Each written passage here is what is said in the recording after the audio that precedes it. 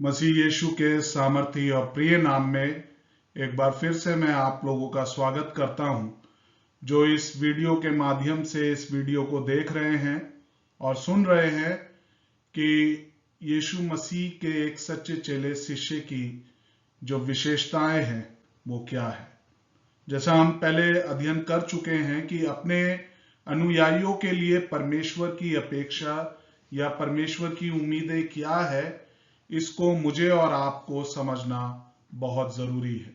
मैं रतन रणबीर सिंह इस वीडियो के साथ फिर से आपके सामने प्रस्तुत हो रहा हूं कि ये वीडियो हमें इस बात को सिखाएगी कि यीशु मसीह के एक सच्चे शिष्य होने की विशेषताएं क्या है, यानी परमेश्वर अपने अनुयायियों से क्या अपेक्षा रखता है कि उसके पीछे चलने वाले लोगों को क्या करना चाहिए और उसके वचन में किस प्रकार से अपने आप को आगे बढ़ाते रहना चाहिए। तो इन स्लाइड के माध्यम से हम जो अध्ययन करने जा रहे हैं, जैसे मैंने पहले शीर्षक में आपको बताया है कि ये यीशु मसीह के एक सच्चे चेले होने की विशेषताओं के विषय में अध्ययन है। तो इस अध्ययन में जो बातें हम पहले अध्ययन में सीख चुके हैं वो ये है कि शिष्य क्या है या शिष्य कौन होता है।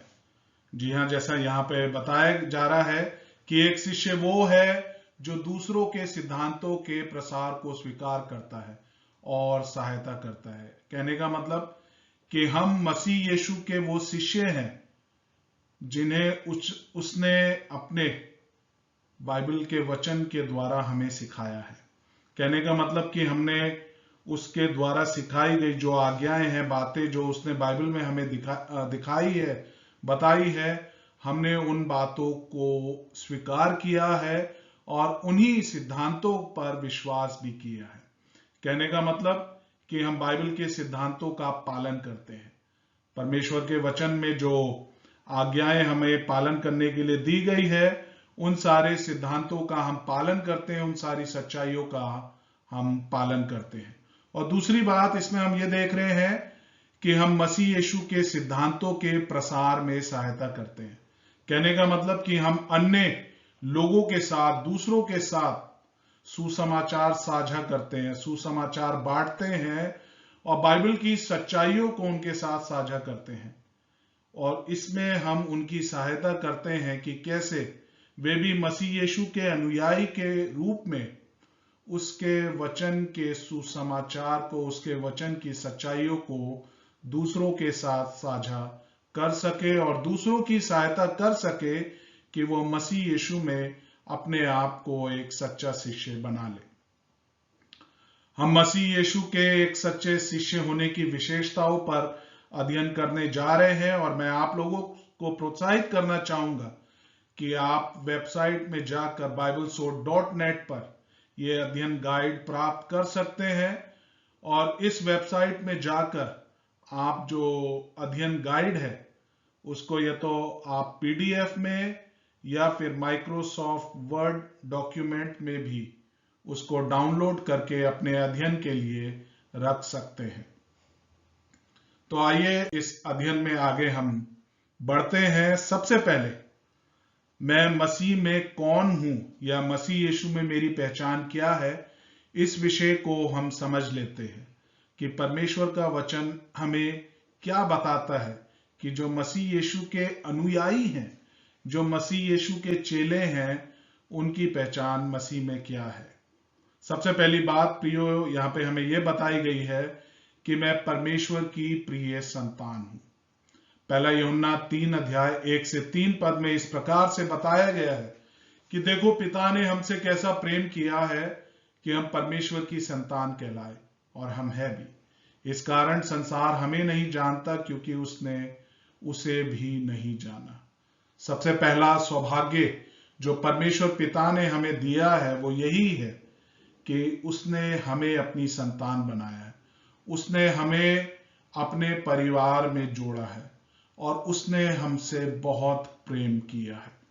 इसीलिए आगे दूसरे पद में कहता है कि हे प्रियो, अभी हम परमेश्वर की संतान हैं और तब तक ये प्रकट नहीं हुआ कि हम क्या कुछ होंगे, इतना जानते हैं कि जब वो प्रकट होगा तो हम भी उसके समान होंगे, क्योंकि उसको वैसा ही देखेंगे जैसा वो है। जी हाँ प्रियो, ये हमारे लिए एक और सौभाग्य की बात है कि जब हमें परमेश्वर ने अपनी संतान बना लिया है, तो जब वो प्रकट होगा, जब वो आएगा, तो हम उसी के समान होंगे। और तीसरे पद में जैसा वो कह रहा है कि जो कोई उस पर आशा रखता है वो अपने आप को वैसा ही पवित्र करता है जैसा वो पवित्र है। जो परमेश्वर की प्रिय संतान है वो उस पर आशा रखते हैं और अपने आप को वो पवित्रता में अपने जीवन को जीते हैं। जी हाँ, जब हमारी आशा परमेश्वर पर है और हम जानते हैं कि हम परमेश्वर की संतान हैं, तो हम अपने जीवन को पाप में व्यतीत नहीं करेंगे, बल्कि अपने जीवन को परमेश्वर के वचन के अनुसार, परमेश्वर के वचन की सच्चाई के अनुसार, परमेश्वर की इच्छाओं के अनुसार हम अपने जीवन को व्यतीत करते जाएंगे। परमेश्वर की प्रिय संतान होने के और क्या क्या लाभ हमें बताए गए हैं।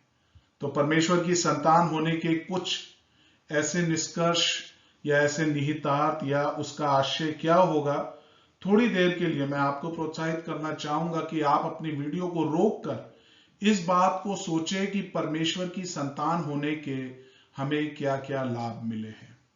सबसे पहली बात कि हमें एक परिवार का सदस्य होने की सुरक्षा मिली है। जी हाँ, कि जैसे हम अपने संसार के परिवार के विषय में ध्यान देते हैं कि जब हम एक परिवार में होते हैं तो उस परिवार का सदस्य होने की एक सुरक्षा हमें प्रदान मिलती है। वैसे ही परमेश्वर का वचन यूहन्ना 10 के 27 से 29 पद में कहता है कि मेरी भेड़ें मेरा शब्द सुनती है और मैं उन्हें जानता हूं और वे मेरे पीछे पीछे चलती है और मैं उन्हें अनंत जीवन देता हूं, वे कभी नाश न होंगी और कोई उन्हें मेरे हाथ से छीन ना लेगा। मेरा पिता जिसने उन्हें मुझको दिया है सबसे बड़ा है और कोई उन्हें पिता के हाथ से छीन नहीं सकता। जी, ये बात यीशु मसीह हम सब के लिए कह रहे हैं। ये बातें वो अपने चेलों को बता रहा है, लेकिन ये हम सब के लिए है कि मेरी भेड़ें मेरा शब्द सुनती है। जी हाँ, जितने भी मसीह यीशु के चेले हैं, जितने भी मसीह यीशु के अनुयायी हैं, उन सबको परमेश्वर पिता जानता है। और वे क्यों जानता है? क्योंकि वे परमेश्वर की आज्ञा के अनुसार अपने जीवन को व्यतीत कर रहे हैं। और आगे वो एक बहुत बड़ी प्रतिज्ञा हमें देता है। वो प्रतिज्ञा है कि मैं उन्हें अनंत जीवन देता हूं। अनंत जीवन हमें कोई और नहीं दे सकता। अनंत जीवन देने वाला सिर्फ हमारा परमेश्वर पिता है और वे कभी नाश ना होंगे और कोई उन्हें मेरे हाथ से छीन ना लेगा। यीशु मसीह कह रहा है कि कोई भी उन्हें मेरे हाथ से छीन ना लेगा, यानी प्रभु यीशु के अनुयायियों को शैतान भी छू नहीं सकता, कि शैतान भी परमेश्वर के अनुयायियों को हाथ भी नहीं लगा सकता। जी हाँ, और 29 में वो कह रहा है कि मेरा पिता जिसने उन्हें मुझको दिया है सबसे बड़ा है और कोई उन्हें पिता के हाथ से भी नहीं छीन सकता। जी हाँ, एक बार जब उसने हमें सुरक्षा दे दी है, जब हम परमेश्वर के हाथों में एक बार आ गए हैं, तो हम पूर्ण रीति से परमेश्वर की ही संतान हो गए हैं। यह हमारे लिए बड़े सौभाग्य की बात है कि हम एक परिवार का सदस्य हो गए हैं और उसकी सुरक्षा हमें परमेश्वर प्रदान करता है। दूसरी बात हम देख रहे हैं कि हम परमेश्वर को पिता कह सकते हैं। ये पिता जो शब्द यहां पे आया है, जैसे हे अब्बा, हे पिता, ये एक अरामिक शब्द है और उसका मतलब यह है कि ये पिता एक हमारे गहरे या घनिष्ठ संबंध को बयां करता है। जैसे रोमियो 8 अध्याय के 15 पद में बताया गया है, क्योंकि तुमको दास्तव की आत्मा नहीं मिली कि फिर भयभीत हो, परंतु ले पालकपन की आत्मा मिली है, जिससे हम हे अब्बा, हे पिता कहकर पुकारते हैं। कहने का मतलब यह है कि जब ले पालकपन की आत्मा, कहने का मतलब कि उसने हमें अपने परिवार में ले लिया है और जब हम उसके परिवार के सदस्य हो गए हैं तो उसको हम हे पिता, हे अब्बा कह के पुकार सकते हैं। जो हमारा परमेश्वर पिता के साथ एक घनिष्ठ व गहरे रिश्ते को बयां करता है। और ये भी हमारे लिए बहुत बड़े सौभाग्य की बात है कि परमेश्वर ने अपनी संतान होने का ये लाभ हमें दिया है। और क्या बातें हैं जो हम उसकी संतान होने के विषय में सीख रहे हैं। और ये जो बात है ये हमारी सहायता करती है कि हमें परमेश्वर से यह उम्मीद रखनी है कि वो हमें आत्मिकता में परिपक्व बनाता है, यानी आत्मिक रीति से बनने में, विकसित होने में वो हमारी मदद करता है। जैसा फिलिपियों 1 अध्याय के 6 पद में इस प्रकार से बताया गया है, और मुझे इस बात का भरोसा है कि जिसने तुम में अच्छा काम आरंभ किया है वही उसे मसीह यीशु के दिन तक पूरा करेगा। और यह अच्छा काम क्या है? यह अच्छा काम जो उद्धार परमेश्वर ने हमारे जीवन में दिया है, उस उद्धार के काम को वो मसीह यीशु के दिन तक पूरा करेगा। यह हमारे लिए बहुत ही एक अच्छी बात है और हमारे लिए बहुत ही प्रोत्साहन देने वाली बात है कि वो हमें मसीह यीशु के दिन तक परिपक्व होने में या आत्मिक रूप से मजबूत होने में, उसमें विकसित होने में हमारी मदद करता है। आगे हम देख रहे हैं कि हम उम्मीद कर सकते हैं कि अगर हम आज्ञा पालन नहीं करते हैं तो परमेश्वर हमें अनुशासित करता है।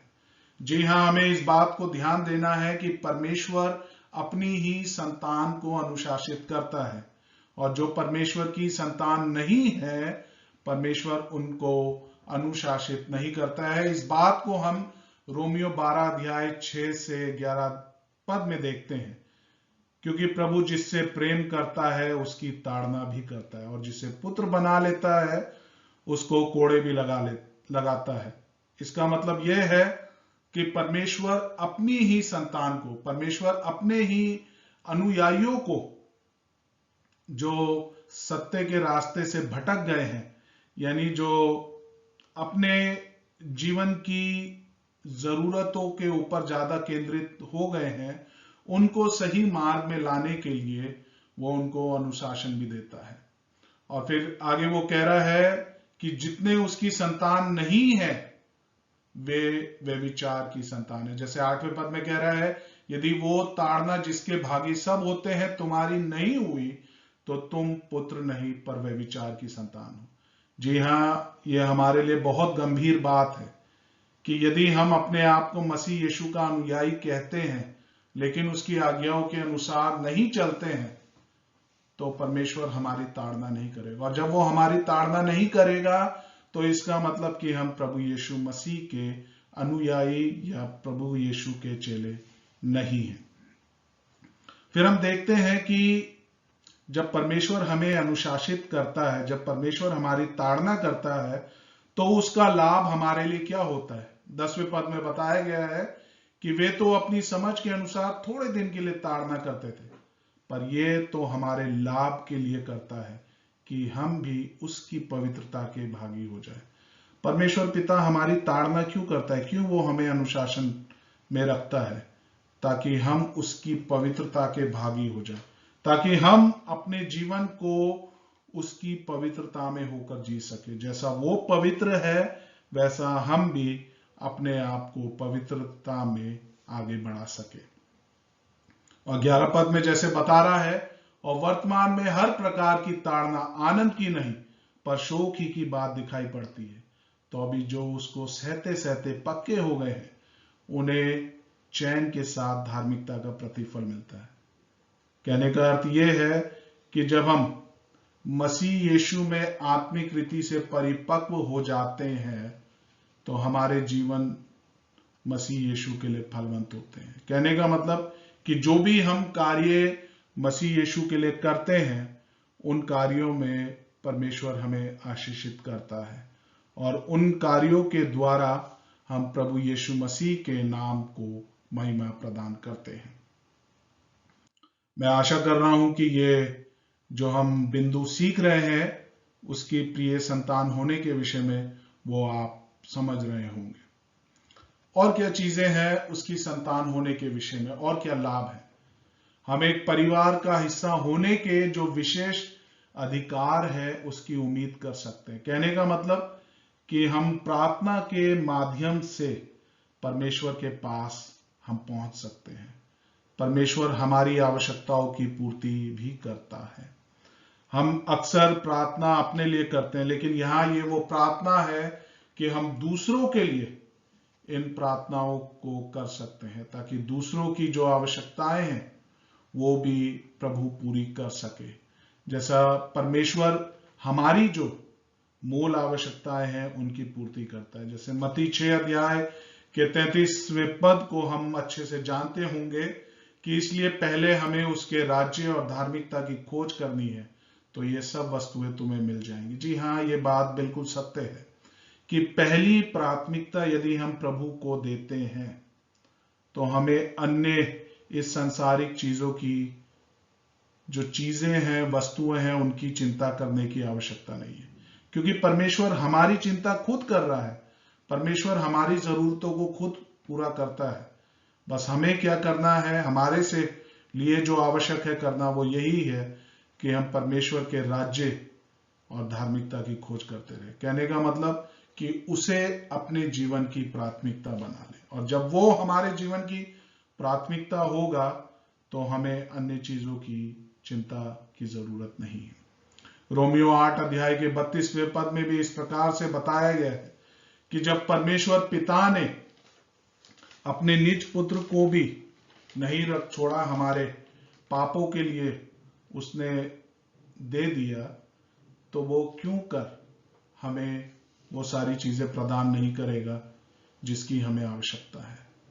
जी हाँ, ये बात हमें याद रखनी चाहिए कि हमें पहली प्राथमिकता परमेश्वर को देनी है, और तभी हम इस बात को जानेंगे कि वो हमारी सभी मूल आवश्यकताओं की पूर्ति करता है ना। उसने ये नहीं कहा कि मैं तुम्हें बिल्कुल आरामदायक जिंदगी दे दूंगा, या मैं तुम्हारी सारी जो ऐशो आराम है वो सारे तुम्हें प्रदान कर दूंगा। नहीं, वो हमारी जिंदगी की जो मूल आवश्यकताएं हैं उन आवश्यकताओं को वो पूरा करता है।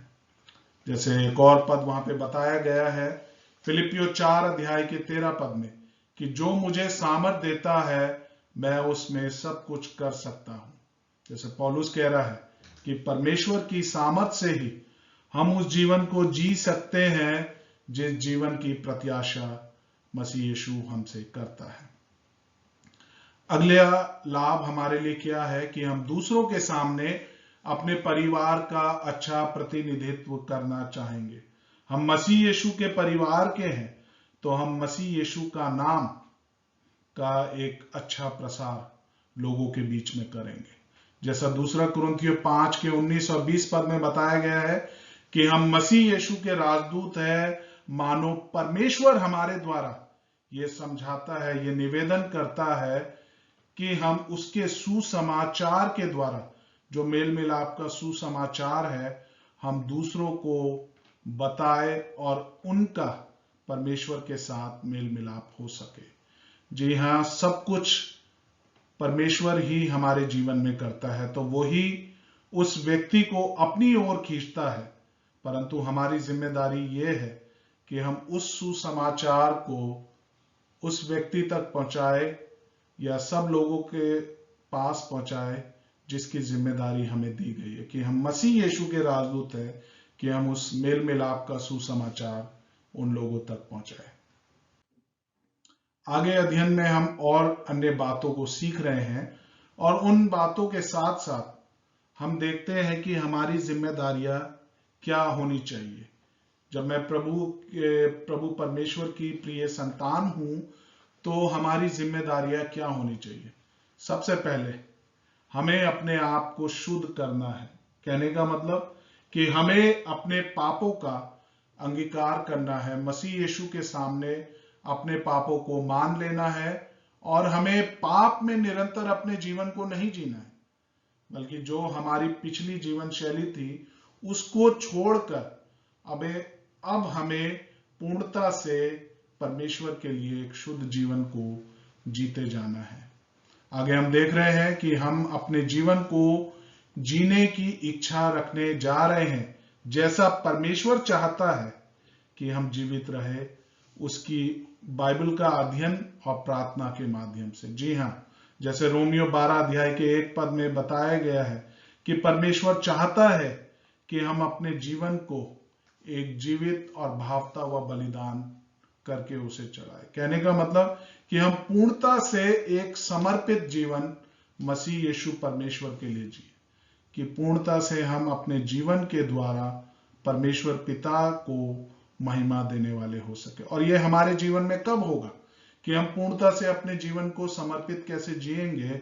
जब हम उसके वचन का अध्ययन करेंगे, उसके वचन का अध्ययन करके उसे अपने जीवन में लागू करेंगे, और प्रार्थना के माध्यम से हम दूसरों के लिए भी प्रार्थना करेंगे और अपने जीवन के लिए भी, अपने जीवन के परिवर्तन के लिए भी परमेश्वर के हाथों में अपने आप को सौंप देंगे।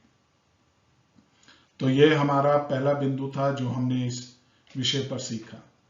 फिर हम आगे और क्या देखते हैं कि हमारी जिम्मेदारियां क्या है, कि हम अपने आप को शुद्ध करते हैं, नैतिक रूप से हम पाप की जो भ्रष्टता है उससे मुक्त करते हैं। कहने का मतलब कि हम निरंतर अपने आप को पाप में नहीं, अपने जीवन को नहीं जीते हैं। उस पाप से निकलकर हम अपने जीवन को शुद्धता की ओर लेकर जाते हैं। और यह शुद्धता हम इसी प्रकार से समझ सकते हैं कि ये एक पवित्रीकरण को हमारे जीवन में देखा गया है, इस रूप से कि वो एक प्रक्रिया है कि जो उद्धार के समय हमारा मसीह यीशु में नया जन्म हुआ है, उस नए जन्म से उसकी शुरुआत होती है और यीशु मसीह के लौटने के दिन तक वो निरंतर बनी रहती है। कहने का मतलब कि जब तक मसीह यीशु नहीं आया तब तक हम अपने जीवन को पवित्रता के साथ जीते रहे, ये हमारी जिम्मेदारी है। इस बात को हम हल्के में ना ले, बल्कि इसको गंभीरता से हम सोचें। फिर आगे बता रहा है कि उसके लोग जितने शुद्ध होंगे, यीशु के बारे में उनका दृष्टिकोण उतना ही स्पष्ट होगा जो उसके माध्यम से शुद्ध होते हैं। जी हाँ, ये बात बिल्कुल सत्य है कि जितने लोगों को प्रभु उद्धार देता है, जिनके पापों को वो क्षमा करता है, वो ही परमेश्वर के विषय में और अधिक जाएंगे, क्योंकि स्वयं परमेश्वर अपने आप को उन पर प्रकट करेगा, स्वयं वो अपने आप को उनको दिखाएगा। और जिस प्रकार से जीवन जीने की प्रत्याशा परमेश्वर हमसे करता है, उसी प्रकार के जीवन को वो परमेश्वर के लिए भी जिएंगे। कहने का मतलब कि उसके लोग उतने ही पवित्र होते जाएंगे और वैसे ही वो पवित्र परमेश्वर को अपने जीवन में समझ पाएंगे जब वो पवित्रता के साथ अपने जीवन का व्यतीत करेंगे। दूसरा बिंदु हम देखते हैं कि मैं मसीह यीशु में एक नई सृष्टि हूं। जैसा दूसरा कुरिन्थियों 5 अध्याय के 17 पद में बताया गया है कि सो यदि कोई मसीह में है तो वो नई सृष्टि है, पुरानी बातें बीत गई है, देखो वे सब नई हो गई है। तो ये नई सृष्टि से क्या अर्थ हमारा निकलता है कि मसीह में एक नई सृष्टि होने का अर्थ हमारे जीवन से क्या है? अपने वीडियो को थोड़ी देर के लिए रोक कर इस बात पर विचार करें कि मसीह में नई सृष्टि होने का अर्थ क्या है।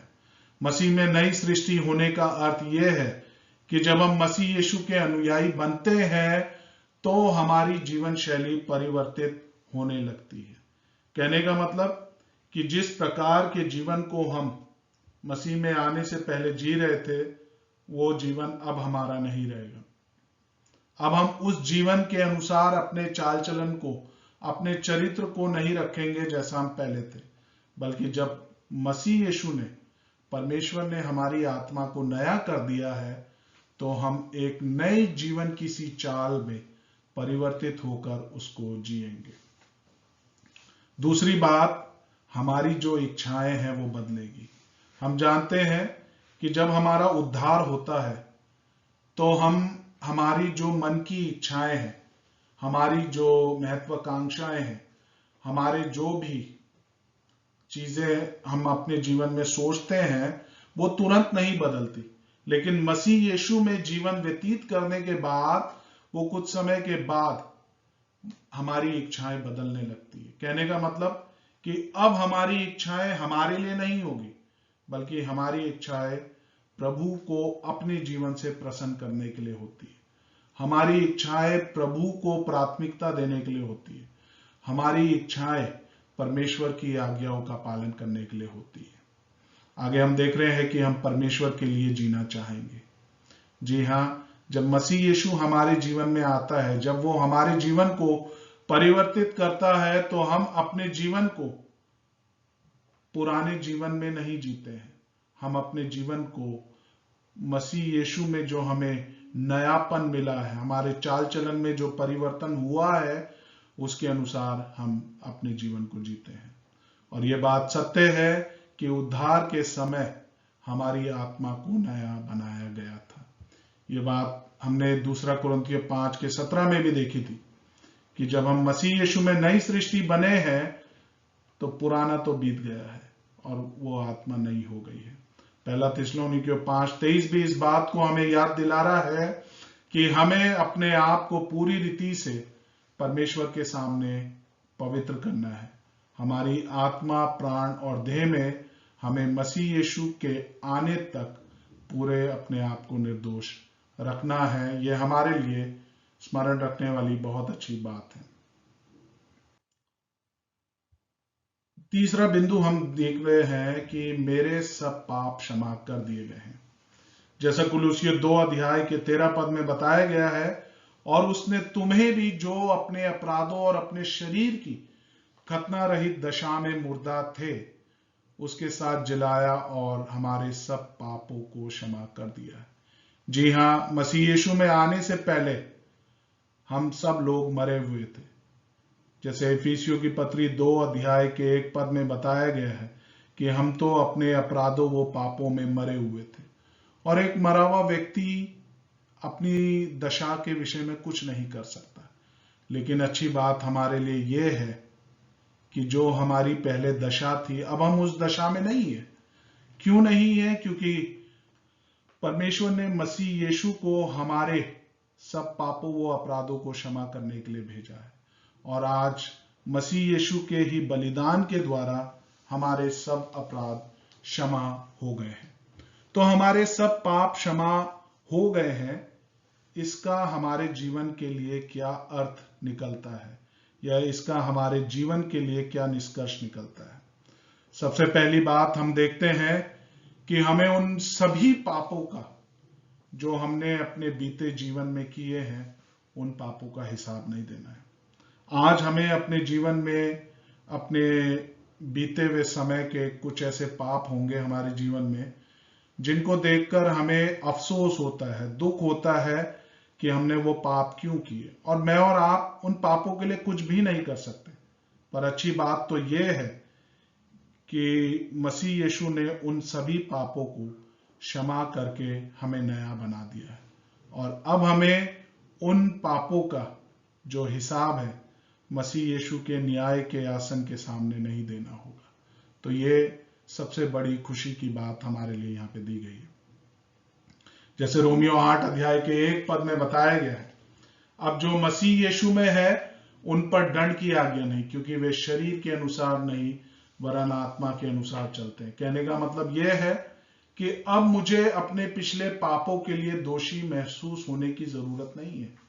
मुझे यह नहीं सोचना है कि मेरे पिछले पापों का क्या होगा, बल्कि हमें इस बात के लिए खुश होना है, आनंदित होना है कि मसीह यीशु ने उन सारे पापों का दंड अपने ऊपर ले लिया और मुझे शुद्ध करके सिद्ध बना दिया है। तो इसीलिए अब मैं अपने जीवन को आत्मा के अनुसार चलाऊं। कहने का मतलब कि जो परमेश्वर ने मेरी आत्मा को नया किया है, उस नएपन की आत्मा में मैं अपने जीवन को व्यतीत करूं। और उसमें हम ये विषय भी देख रहे हैं कि अब हमारे अंदर पाप ना करने की इच्छा होनी चाहिए। जब पाप हमारे जीवन में नहीं है, तो हमें पाप भी नहीं करने की इच्छा होनी चाहिए। कहने का मतलब कि जब परमेश्वर ने हमारे पापों से हमें मुक्त कर दिया है, शुद्ध कर दिया है, तो वो इच्छा अब हमारे अंदर नहीं होनी चाहिए। हाँ, एक विश्वासी होने के नाते कभी कभार हम पाप करेंगे, लेकिन वो पाप हमारे जीवन में एक क्षण भर का जो पागलपन है उसके समान होना चाहिए, कि वो हमारे जीवन में निरंतर बना नहीं होना चाहिए। वो हमारे जीवन में पूर्णता से हट जाना चाहिए, ताकि हम उस पाप के अनुसार अपने जीवन को बिल्कुल ना जिए। चौथा बिंदु हम देख रहे हैं कि मैं धर्मी घोषित किया गया हूं। जी हां, उसकी संतान होने का या मसीह यीशु में मेरी पहचान होने का एक लाभ हमारे लिए यह है कि मैं धर्मी घोषित किया गया हूं। जैसे रोमियो 3:24 में बताया गया है कि परंतु उसके अनुग्रह से छुटकारे के द्वारा जो मसीह यीशु में है सेत में धर्मी ठहराए जाते हैं। जी हाँ, ये परमेश्वर का ही अनुग्रह है और मसीह यीशु में हमें उस पाप के बंधन से छुटकारा मिला है और उसने ये हमें सेत मेत में दिया है। मैंने और आपने उसके लिए कोई दाम नहीं चुकाया, मैंने और आपने उसके लिए कोई काम नहीं किया, ये परमेश्वर ने सेत मेत में हमारे लिए किया है। अब हमें इस बात पर विचार करना है कि धर्मी होने का अर्थ हमारे लिए क्या हो सकता है। पहला, कि हमें परमेश्वर की अदालत में दोषी घोषित नहीं किया जाएगा। कहने का मतलब कि जब यीशु मसीह ने हमारे सब पापों का दाम चुका दिया है, अब हमें यह चिंता नहीं करनी कि हमारे पिछले पापों का हिसाब हमें परमेश्वर के सामने देना होगा। नहीं, हमारी पूर्णता से हमें क्षमा मिली है और जब हमें क्षमा मिली है तो मैं परमेश्वर के सामने धर्मी घोषित किया गया हूं। कहने का मतलब कि मैं उसके सामने सही ठहराया गया हूं कि अब मेरे अंदर किसी भी प्रकार का दोष नहीं है। पांचवी बात हम देखते हैं कि मैं मृत्यु दंड से मुक्त हूं। जैसा हमने अभी रोमियो 8:1 में देखा था कि अब जो मसीह यीशु में है उन पर दंड की आज्ञा नहीं। जी हाँ, ये बात बिल्कुल सत्य है कि मसीह यीशु के अनुयायियों को अब दंड की चिंता की जरूरत नहीं है, क्योंकि मसीह यीशु ने उन सारे पापों का दाम हमारे लिए चुका दिया है। अब एक बार फिर से मैं आपसे कहूंगा कि आप इन बातों को थोड़ा सा ठहर कर विचार करें कि मृत्यु दंड से मुक्त होने के कुछ आश्चर्य या निष्कर्ष या आप कह सकते हैं कि उसके अर्थ क्या है।